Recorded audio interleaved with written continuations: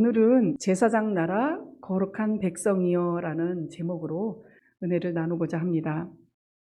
본문 말씀은 출애굽기 19장 6절 말씀입니다. 함께 봉독하겠습니다. 시작.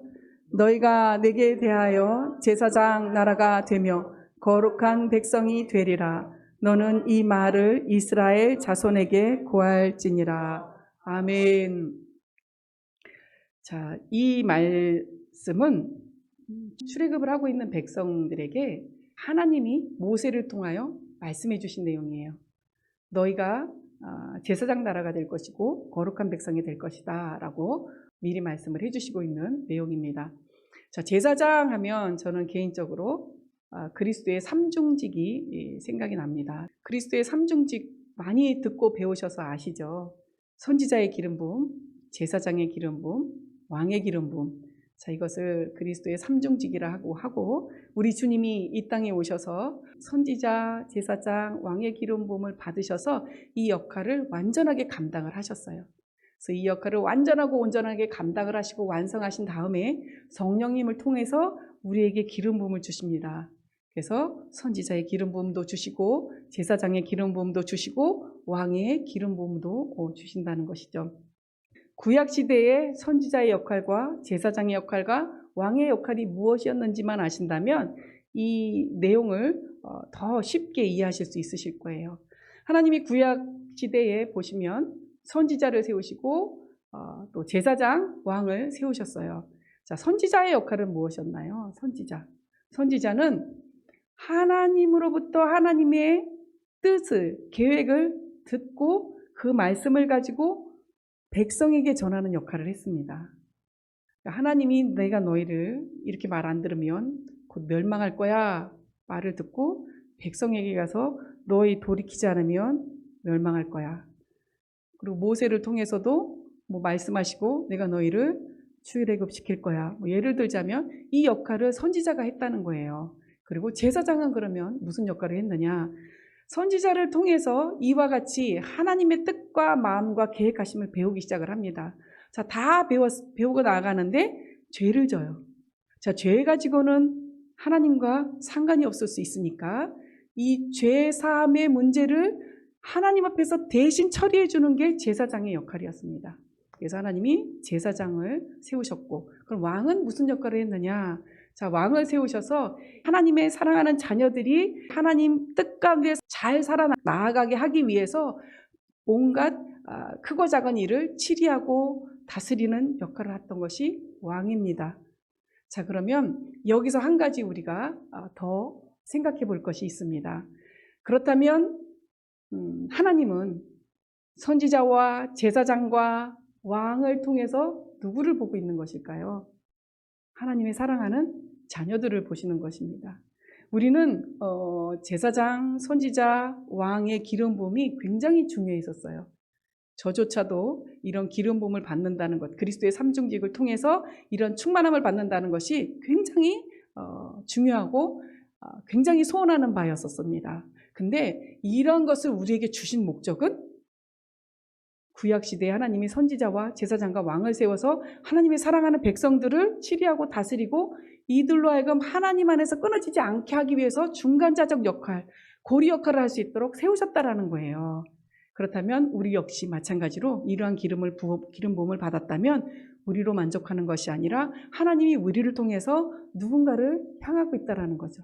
내가 가정 안에서 내가 이런 기름 부음을 받았어요. 그러면 하나님이 나를 통해서 내 가정 안에 있는 구성원을 보고 계시다는 거예요. 내가 직장에서 이러한 기름 부음을 받고 직장 생활을 해요. 그럼 나를 통해서 직장 안에 있는 구성원을 보실 수 있다라는 거예요. 하나님은 그래서 제가 이 부분에 말씀드리고 싶은 것은 하나님이 이스라엘 백성을 사랑해서 이들에게 제사장 나라가 되고 거룩한 백성이 될 거야 라고 말씀하신 것만은 아닙니다. 이들을 통해서 열방을 구원하시는 것이 하나님의 목적이셨어요. 그래서 중간자적 역할, 중간자의 역할을 그 하나님과의 고리 역할을 감당할 수 있도록 이스라엘을 택하셨다라는 것이죠. 자, 레위기 21장 4절 6절 말씀을 보겠습니다. 함께 교독하겠습니다. 제가 먼저 읽습니다. 제사장은 백성의 어른인즉 스스로 더럽혀 욕되게 하지 말지니라. 제사장은 머리털을 깎아 대머리 같게 하지 말며 그 수염 양편을 깎지 말며 살을 베지 말고. 같이 읽죠. 시작. 그 하나님께 대하여 거룩하고 그 하나님의 이름을 욕되게 하지 말 것이며 그들은 여호와의 화제 곧 하나님의 식물을 드리는 자인즉 거룩할 것이라. 아멘. 여기서 요점을 말씀드리자면 제사장은 거룩해야 된다라는 게 요점이에요. 키포인트입니다. 그래서 하나님의 이름을 욕되게 하지 말고 그들은 하나님께 식물을 드리는 자이기 때문에 거룩해야 돼라고 거룩해야 된다라는 것을 강조를 하고 계시는 부분입니다.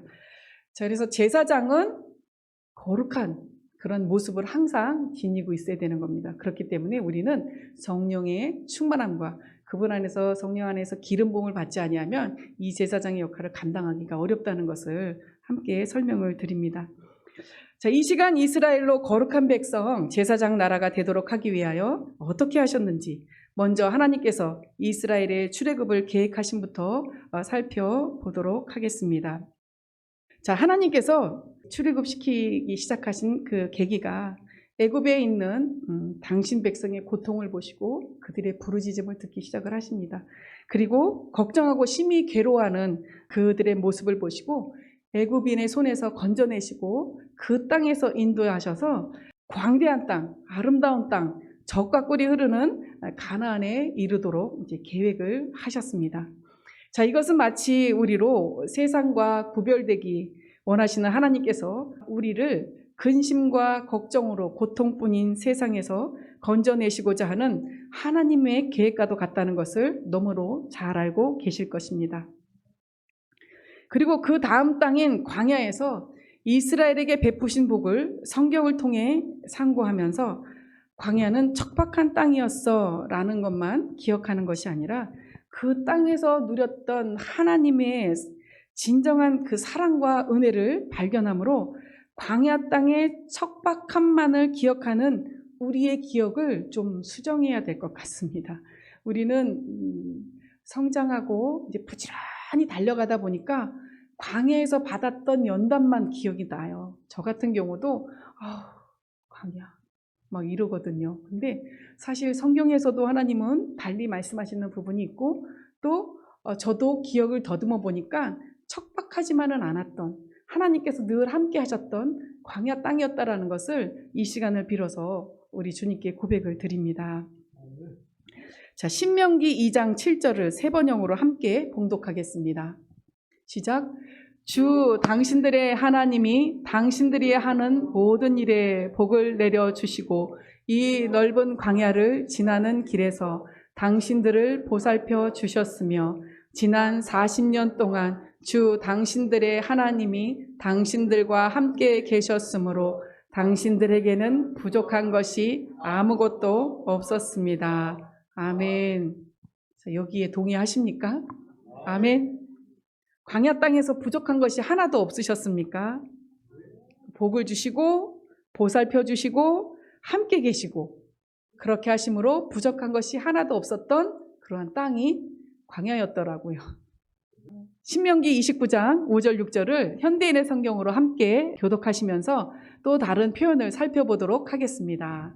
제가 먼저 읽습니다. 40년 동안 광야에서 하나님이 여러분을 인도하셨으나 여러분의 옷이 헤어지지 않았고 여러분의 신발이 떨어지지 않았습니다. 여호와께서 여러분에게 빵을 먹지 못하게 하시고 포도주나 독주를 마시지 못하게 하신 것은 여러분을 돌보시는 분이 여러분의 하나님 여호와임을 깨닫게 하시기 위해서였습니다. 아멘. 자, 우리가 지나왔고 또 지날 수 있는 이 광야의 땅이 어떠한 땅인지 이 두 구절의 말씀을 보시면서 좀 아시겠습니까? 연단의 땅으로만 기억하면 안 되는 것입니다. 그 땅은 하나님이 함께 하심으로 우리에게 부족한 것이 아무것도 없는 땅이었습니다. 우리가 경험한 주님과의 첫사랑도 바로 이 광야였습니다. 자, 홍해를 건너는 찰나 거듭남의 기쁨을 누리고 또 그들 이스라엘도 홍해를 건너자마자 춤추며 노래하며 찬양하며 악기로 함께 하나님 앞에 영광을 돌렸던 그 모습이 있었어요. 그 기쁜 그 땅이었었습니다. 우리가 경험한 주님과의 첫사랑도 이 광야였었고, 또 이 첫사랑의 놀라운 경험 때문에 한동안 첫사랑을 잃어버린 줄도 모를 정도로 잘 살았던 땅도 광야였고, 또 구하면 척척 응답받던 땅도 이스라엘처럼 광야였었습니다. 저도 기억을 더듬어 보면 목사님도 그렇고, 목사님이 가장 그 모습을 많이 보여주셨어요. 거듭나고 나서 기도하면 그 다음날 바로바로 응답이 되는 거예요. 또 그것을 저도 사모하다 보니까 저도 기도하면 바로바로 응답이 되고, 그 땅이 저에게는 광야였었던 것이었습니다. 그리고 이 첫사랑이 너무 뜨겁다 보니까 막 전도하러 다니고 또 예배드리러 다니고 이러면서 첫사랑을 잃어버린 줄도 모르고 너무나도 잘 살았던 땅, 그 땅이 광야였었습니다. 물론 방금 전에 읽었던 말씀과도 같이 우리로 여호와 하나님 그분을 알게 하시기 위해서 이 광야에서 무조건 우리를 인도해서 막 연단을 시키고 괴롭히고 훈련해서 하나님의 마음을 빨리 알 수 있도록 이렇게 하신 땅이 아니라 우리에게 온갖 것을 다 대주시면서 이스라엘에게 만나도 주시고 고기 먹고 싶다면 메추라기 주시고 물 먹고 싶다면 물 주시고 이렇게 구하면 척척 응답받게 하신 하나님께서 이 연단의 땅에서도 우리에게 이와 같이 구하면 주시면서 함께 하셨던 게 뭐냐면 내가 너의 하나님이야를 알게 하셨고 하나님의 마음을 하나하나 가르치기 시작을 하셨다는 거예요. 근데 하나님의 마음을 알고 그 마음대로 살려고 하다 보니 애굽에서 살던 내 마음과 부딪히니까 저희 스스로 연단을 받기 시작을 하는 겁니다. 물론 하나님이 그 목적이 있으셨기 때문에 하나님이 연단하신다고 하는 표현도 맞지만 하나님 뜻대로 살다 보니 내 마음하고 틀린 부분이 있어서 내 스스로도 연단을 받아 나가는 부분도 없지 않아 많이 있었다라는 거지요. 그래서 방금 전에 읽었던 말씀 중에 빵도 먹지 못하게 하고 포도주나 독주도 먹지 못하게 하시는 이런 제한하시는 것, 훈련하시는 것, 이런 것도 분명히 있으셨던 땅입니다. 이것은 그분이 여호와 하나님이라는 것을 우리로 알게 하시기 위함이셨던 것입니다. 자, 지금 이스라엘로 거룩한 백성 제사장 나라가 되도록 하기 위하여 어떻게 인도하셨는지를 살펴보고 있습니다. 계속해서 보겠습니다. 그들이 또 지금의 우리가 취해야 할 가나안 땅은 어떻습니까? 그 땅은 우리 하나님 여호와께서 1년 내내 보살피고 살펴주시는 땅이라고 신명기 11장 12절에 말씀하고 계십니다. 자, 광야에서 하나님께서 우리로 하나님의 마음을 알게 하세요. 율법으로 하나님의 뜻을 알게 하세요. 그리고 그 가운데서 공동체를 만들게 하시고 정체성을 이제 우리가 어떤 존재라는 것을 알게 해 나아가십니다. 그리고 우리가 가나안을 우리를 이끌어 들이셔서 실전에 임하게 합니다. 광야에서 우리를 도와주시고 우리에게 응답하시고 우리로 알게 하셨던 하나님이 실전의 땅에 딱 집어넣으시면서 거기서 우리로 하여금 열매 맺게 하는 훈련을 받게 하시는 것입니다. 우리는 가나안에 들어가면 이제 쉼을 얻으려고 하시잖아요. 광야에서 다 연단 받아서 연단 끝! 가나안은 내가 쉼을 얻는 땅. 쉼을 얻는 땅이시던가요? 아니시죠. 7 족속을 몰아내는 실습하는 땅이라고 보시면 됩니다. 근데 몰아내는 만큼 내가 복을 얻는다고 하나님은 약속하세요. 그리고 1년 내내 함께 하신다고 하세요. 우리가 그분이 우리와 함께 하는 것을 거절하기 때문에 우리가 그분의 임재를 못 느끼는 거지, 말씀에서는 내가 너희와 1년 내내 함께 할 거야 라고 아예 약속을 하고 계시잖아요. 그 땅에서 광야를 통해서 하나님의 마음과 뜻을 배운 것을 가나안에 들어가서 열심히 실천하시고 또 행하심으로 그에 따른 순종에 따른 열매를 맺고 그 열매로 마음껏 복을 누리시는 저와 여러분이 되셔야 하겠습니다.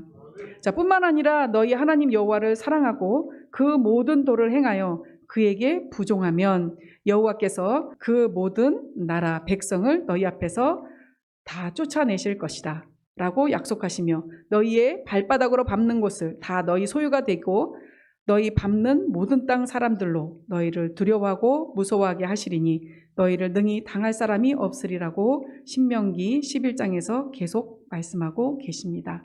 자, 여호와를 사랑하고 그 모든 도를 행하여, 광야에서 하나님께서 우리에게 향하신 당신의 사랑을 보이셨습니다. 그리고 우리가 어떻게 행해야 할지를 알려주셨습니다.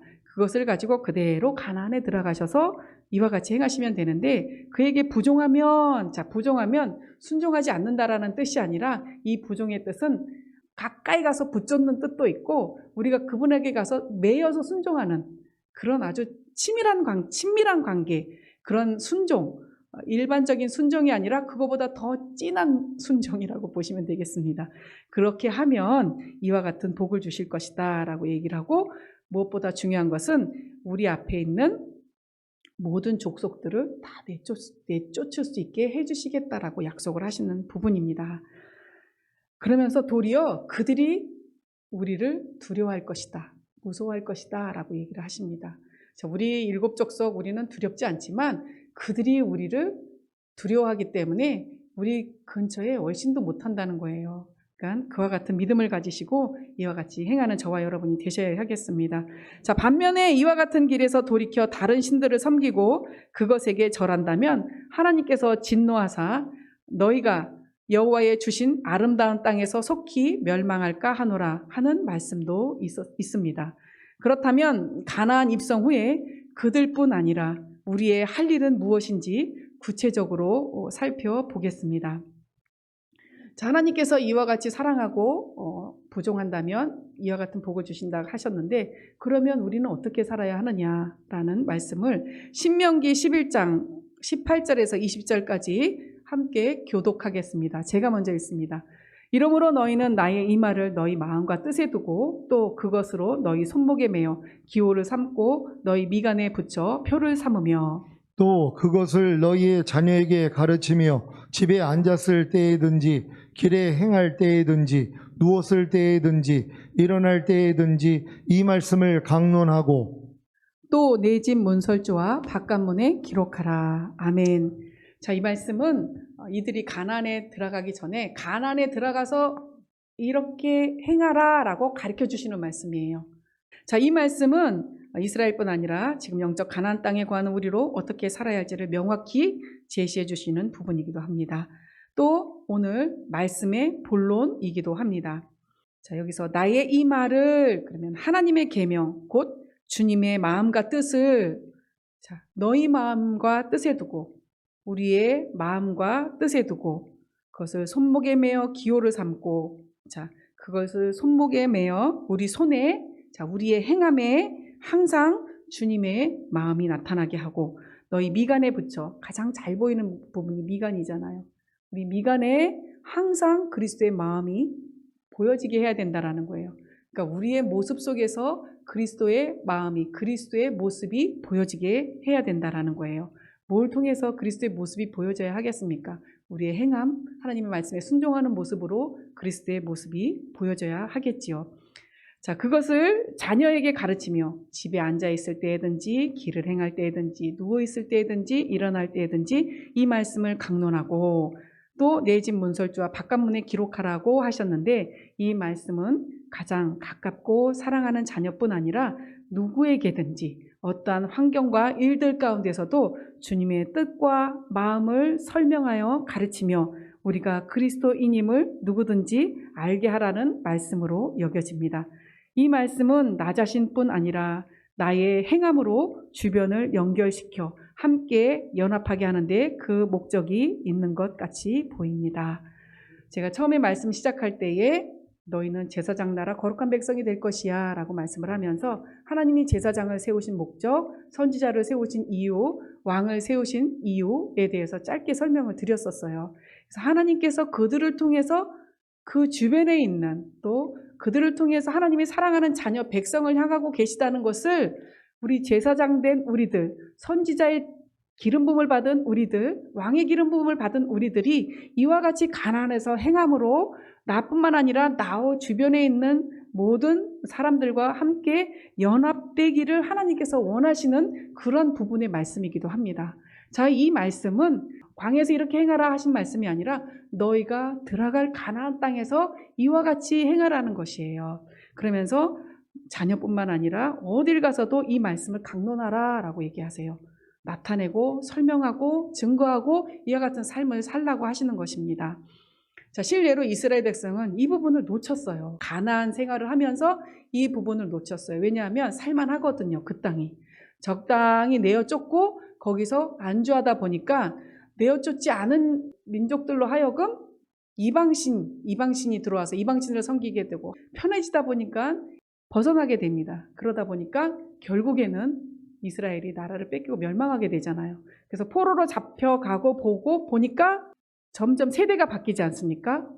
물론 이제 출애굽해서 광야에 있었던 세대랑 가나안에 들어간 세대가 다르지만 가나안에서 또 세대가 바뀌면서 포로로 잡혀간 세대의 차이는 또 많이 있다란 말이에요. 그러면 그 포로로 잡혀간 세대, 다시 이스라엘로 귀환한 이 세대들은 하나님에 대해서 모르는 겁니다.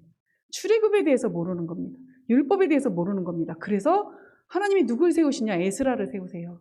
에스라가 제2의 모세라고도 한다라고 하는데 그 에스라를 통해서 율법을 가르치기 시작을 합니다. 누구에게? 그 세대들, 하나님을 잃어버린 세대들에게 율법을 가르치기 시작을 합니다. 그러면서 영적 각성 운동이 시작되고 일어나고 또 그들이 다시금 정체성을 회복하고 공동체를 이뤄 나가길 원하는 하나님 마음으로 에스라라는 선지자를 세우신 거예요. 에스라를 사랑해서가 아니라 에스라를 통해서 이 백성을 사랑하시기 때문에요. 그러면 가나안에 들어간 목적이 우리를 신부로 만들기 위한 목적뿐 아니라 우리를 통해서 우리 주변에 있는 자들과 연합하여 하나님 나라를 이루시기 위한 목적이 크다라는 겁니다. 자, 이러한 여정이 한 사람 한 사람 개인에게는 구원의 여정을 통해 결국 내주 합의를 이루고 영화의 구원, 최종적인 구원을 취하는 성장 과정으로 볼 수 있지만 말씀드리고 싶은 것은 이러한 과정을 통해 하나님은 제사장 나라와 거룩한 백성이 된 참 그리스도인들로 하여금 복의 통로가 되길 원하셨음을 알 수 있습니다. 다시 말해 나 자신의 성장뿐 아니라 제사장 나라, 거룩한 백성이 되므로 그 주변을 확장시켜 나가길 하나님은 원하신다는 것입니다. 이스라엘 하나님만이 아니라 모든 열방의 하나님 여호와이심을 구약을 통해 끊임없이 보여주시고 말씀하시는 하나님은 이스라엘을 통한 열방의 구원을 계획하시고 지금까지 보이셨던 것처럼 세상에 전달하고자 하는 복을 그들을 통해 전달되길 원하시기에 그들로 제사장 나라와 거룩한 백성이 되도록 하신 것입니다. 저희 역시 영적인 광야와 가나안 땅을 통해 하나님께서 주신 소명을 알도록 하셨습니다. 바로 제사장 나라와 거룩한 백성이 되는 것이 우리의 소명임을 알게 하신 것입니다. 제가 말씀을 준비하면서 우리에게 주신 소명이 바로 우리로 제사장 나라와 거룩한 백성이 되게 하셨구나. 우리로 선지자의 기름 부음을 받아서 선지자의 소명을 갖게 하셨구나. 우리로 왕의 기름 부음을 받아서 왕의 소명을 갖게 하셨구나. 왜? 내가 제사장, 선지자, 왕의 기름 부음 받아서 나만 신부가 되게 하시려고? 아니요. 우리로 하여금 하나님은 더 많은 영혼을 구원하길 원하시고 우리를 가나안에 들이신 목적은 우리 구원뿐 아니라 더 많은 영혼들이 가나안에 들어오길 원하시기 때문에 우리로 하여금 이와 같은 말씀을 주시고 너희가 이 말씀에 순종하라라고 끊임없이 말씀하고 계시는 부분입니다. 자, 베드로전서 2장 9절 세 번역으로 함께 봉독하겠습니다. 시작.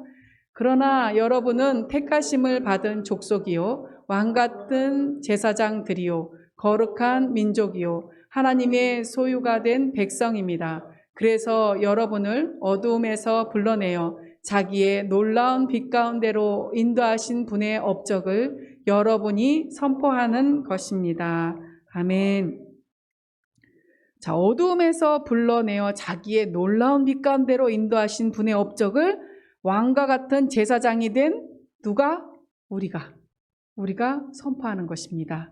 자, 우리를 애굽에 있다가 광야에 있다가 가나안에서 이렇게 훈련하신 이유가 어두움에서 우리를 불러내어 당신의 놀라운 빛 가운데로 인도하신 당신의 업적을 우리로 하여금 선포하게 만드시기 위함입니다. 그래서 일찌감치 하나님은 너희는 제사장 나라요 왕같은 거룩한 백성이 될 것이다 라고 일찌감치 말씀해 주신 것입니다. 자, 경험하지 못했다면 선포할 수 있겠습니까? 이분의 업적을 지금까지 말씀드렸던 광야 가나안 땅을 경험하지 못했다면 제사장의 소명을 감당하실 수 있겠습니까? 우리는 하나님의 부르심에 귀 기울이며 하나님의 일에 순종함으로 그 일에 참여하기를 힘써야 할 것입니다. 그것이 어두움에서 불러내어 당신의 놀라운 빛 가운데로 인도하신 분의 업적을 여러분이 선포하는 것이며 바로 주님이 세상에 전달하시고자 하는 복을 전달하는 것이라 말할 수 있겠습니다. 자, 하나님은 당신의 소유된 백성으로 당신의 왕국을 이루길 원하신다는 것을 우리는 익히 배워 너무도 잘 알고 있습니다.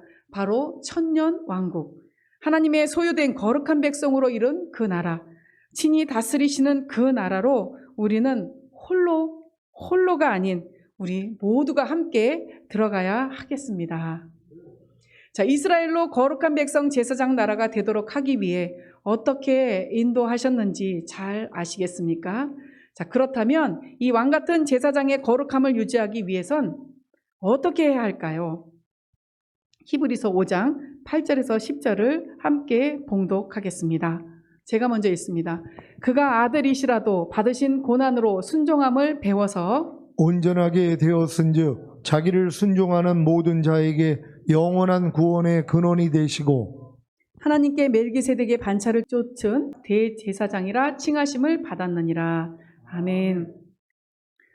자, 우리에게 제사장의 기름 부음을 주셨고 우리는 이것을 유지해야 합니다. 그래서 이 기름 부음의 은혜 까닭에, 성령의 충만한 까닭에 하나님께서 가난해서 우리가 해야 될 일에 대해서 우리는 넉넉히 순종할 수 있습니다. 근데 이것을 유지하기 위해서는 계속 끊임없이 성령의 충만함을 받아야 돼요. 또 기름 부음의 은혜를 계속 끊임없이 받아야 돼요. 그래서 제가 지금 이 말씀을 함께 읽었습니다. 그리고 또 히브리서 5장 6절에는 내가 영원히 멜기세덱의 반차를 쫓는 제사장이라 하였으니 라는 말씀도 있습니다. 자, 말씀과 같이 대제사장으로 제사장으로 완전한 거룩함을 이미 온전히 이루신 이 주님과의 연합이 바로 우리가 제사장의 거룩함을 유지할 수 있는 유일한 방법입니다. 예수 그리스도는 당신이 온전히 제사장, 선지자, 왕의 그런 충만함으로 기름 부음으로 받으셔서 완성하셨어요. 그래서 성령님을 통해서 우리에게 흘러 들어올 수 있도록 길을 여셨어요. 그러면 우리가 그 기름 부음을 계속 받기 위해서는 이미 대제사장과 제사장으로서 그 길을 열어놓으시고 완성하신 주님과 연합하면 됩니다. 그래서 그 유일한 길은 우리가 제사장으로 주님이 오실 때까지 유지할 수 있는 그 길은 주님과의 완전한 연합입니다. 자, 주님과 하나 되고자 하는 우리 각 사람에게 그리스도의 선물의 분량대로 은혜를 주셨나니 하는 에베소서 4장 7절의 말씀처럼 각자에게 주신 믿음의 분량 안에서 하나님이 주신 이 소명을 이뤄 나아가시는 저와 여러분이 되시기를 바랍니다. 자, 말씀하신 제사장 나라와 거룩한 백성이 되시길 또한 소망합니다. 자, 디모데후서 2장 20절, 21절 함께 교독하겠습니다. 제가 먼저 읽습니다. 큰 집에는 금과 은혜의 그릇이 있을 뿐 아니요 나무와 질그릇도 있어 귀에 쓰는 것도 있고 천이 쓰는 것도 있나니 그러므로 누구든지 이런 것에서 자기를 깨끗하게 하면 귀히 쓰는 그릇이 되어 거룩하고 주인의 쓰심에 합당하며 모든 선한 일에 예비함이 되리라. 아멘. 자, 여기 이 구절에 보시면 큰 집에 금그릇도 있고 은그릇도 있고 질그릇도 있고 나무그릇도 있어요. 그래서 귀 쓰는 그릇도 있고 천이 쓰는 그릇도 있어요. 당연히 금은 그릇은 귀 쓰이겠죠. 질그릇과 나무그릇은 아무래도 흔히 쓰이고 천이 쓰여질 수도 있습니다. 하지만 뒷구절에 보면 강조가 되어져 있는 부분이 있어요. 아무리 우리가 금그릇과 은그릇이라 할지라도 깨끗한 그릇이 아니면 당장 쓰기가 어렵습니다. 금그릇과 은그릇에 다른 것이 담겨져 있다면 이건 쓰임받지 못한다는 거예요, 주인이. 하지만 나무그릇과 질그릇일지라도 이것이 깨끗하게 마련이 되어 있다면 언제든지 주인의 쓰시기에 합당하여서 모든 선한 일에 예비함이 될 수 있다는 거예요. 우리가 성령 세례를 받았어요. 성령 충만을 받았어요. 난 전인구원, 내주합일까지 다 믿어져요. 그래서 내 모습이 금그릇, 은그릇 같이 되어버린 것 같아요. 하지만 믿음의 단계가 있어. 이러한 높은 믿음의 수준이 있어라고 우리에게 보여주시는 맛보기일 수도 있다라는 거예요. 거기에 만약에 내가 금그릇 은그릇이 차여져 있는 것처럼 내가 아무리 전인권이 믿어지고 내조합일이 됐다라는 내 그런 소망이 있다 할지라도 거기서 내 안에서 주님에 대한 열정, 또 주님과의 연합을 이루기 위한 나의 끊임없는 하나님과의 그런 관계 속에서 이루어질 순종이 이루어지지 않는다면 우리는 언제든지 주님이 쓰실 수 있는 그릇이 될 수 없다라는 것입니다. 그리고 선한 일에 예배함이 될 수도 없다라는 것이죠. 그렇다면 우리를 계속 끊임없이 성결케 깨끗게 해야 합니다. 그래서 자신을 성결케 하기에 힘쓰므로 모든 선한 일에 예비함이 되시겠습니까? 아멘. 우리에게 제사장의 기름 부음, 선지자의 기름 부음, 왕의 기름 부음의 경험이 있어요. 뭐 지금 기름 부음이 있다면 우리는 성결하게 된 거고 깨끗한 상태겠죠. 근데 그 경험이 있어요. 경험이 있는데 그걸 놓쳤단 말이에요. 그러면 우리가 제사장의 직분은 그 찰나의 그 순간에는 감당할 수 없을지도 모른다는 거죠. 저도 분명히 제사장, 선지자, 왕의 기름 부음의 경험이 있습니다. 하지만 아까 KT 프라자 주차장에서 제가 어떻게 했습니까? 주인이 쓰시기에 합당하지 못했어요. 왜냐하면 다른 게 담겨져 있었거든요. 제 그릇에 참지 못하는, 인내하지 못하는 또 다른 육신의 속성이, 육체의 일들이 담겨져 있었어요. 그러니까 하나님의 영광을 나타낼 수 있는, 선한 일에 예비함이 될 수 있는, 인내를 담아낼 수 있는 그릇이었음에도 불구하고 다른 게 있었으니까 그 즉시 하나님이 저를 사용하지 못했던 겁니다. 그러니까 우리는 늘 깨어서 제사장의 직분, 선지자의 직분, 왕의 직분을 감당하기 위해서 늘 깨어있고 성결케 되기 위해 힘쓰는 그런 모습이 되어야 하겠습니다. 자, 이사야 61장 1절에서 3절 현대인의 성경으로 함께 교독하겠습니다. 제가 먼저 읽습니다. 주 여호와께서 나를 성령으로 충만하게 하셨으니 가난한 사람에게 기쁜 소식을 전하게 하시려고 나를 택하여 보내셨다. 그가 나를 보내신 것은 마음 상한 자를 고치고 포로된 자에게 자유를, 갇힌 자에게 석방을 선언하며 여호와께서 은혜 베푸실 때와 우리 하나님이 복수하는 날을 선포하고 슬퍼하는 모든 사람들을 위로하며 시온에서 슬퍼하는 사람들에게 슬픔 대신 기쁨과 즐거움을 주고 근심 대신 찬송을 주어 그들이 여호와께서 심은 의의 나무와 같아서 그의 영광을 나타낼 수 있도록 하기 위해서이다. 아멘.